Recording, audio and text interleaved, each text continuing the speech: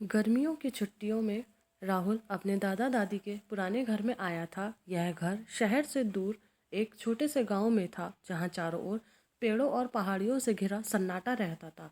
यह घर जितना बड़ा था उतना ही पुराना भी। राहुल को हमेशा यह घर रहस्यमय लगता था। घर में एक तहखाना था जिसमें हमेशा ही ताला लगा रहता था। दादा दादी ने राहुल को कई बार चेतावनी दी कि उस बेसमेंट के पास ना जाए, लेकिन जिज्ञासु स्वभाव के कारण राहुल इस बार तहखाने के रहस्य को जानने की ठान चुका था। एक रात जब सब सो रहे थे, राहुल ने चुपके से तहखाने की ओर कदम बढ़ाए। उसके पास एक पुरानी चाबी थी जो उसने दादा के कमरे से चुराई थी। जब उसने चाबी ताले में डाली और घुमाई तो ताले से एक अजीब सी चीखने की आवाज़ सुनाई दी, मानो किसी ने उसे खोलने से रोका हो, लेकिन ताला खुल गया। तहखाने का दरवाज़ा खोलते ही एक ठंडी हवा का झोंका राहुल के चेहरे से टकराया।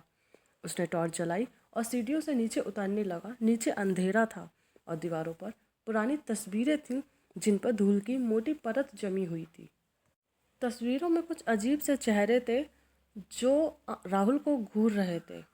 तहखाने में पहुंचकर राहुल ने देखा कि वहां पुरानी किताबें, टूटे फूटे फर्नीचर, धूल भरे संदूक रखे हुए थे। उसने एक संदूक खोला तो उसमें पुराने कपड़े और अजीब सा पुतला था।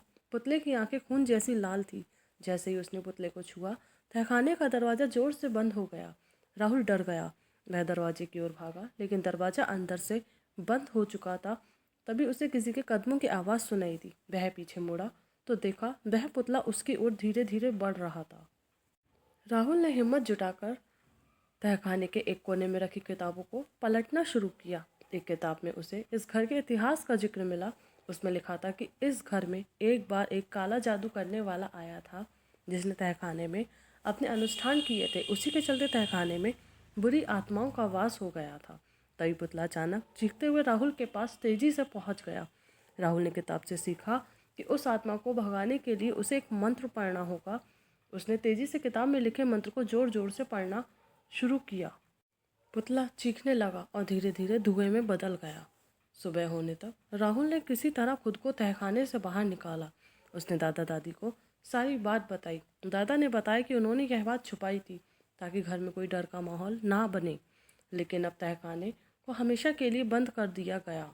राहुल ने उस दिन के बाद तहखाने की ओर कभी मुड़कर नहीं देखा, लेकिन हर बार जब भी वह उस घर में जाता, उसे लगता है कि तहखाने से अभी भी किसी की आंखें उसे घूर रही हैं। अंधेरे में छिपा रहस्य हमेशा डरावना होता है, लेकिन कभी कभी हमारी हिम्मत उस डर को मात दे सकती है।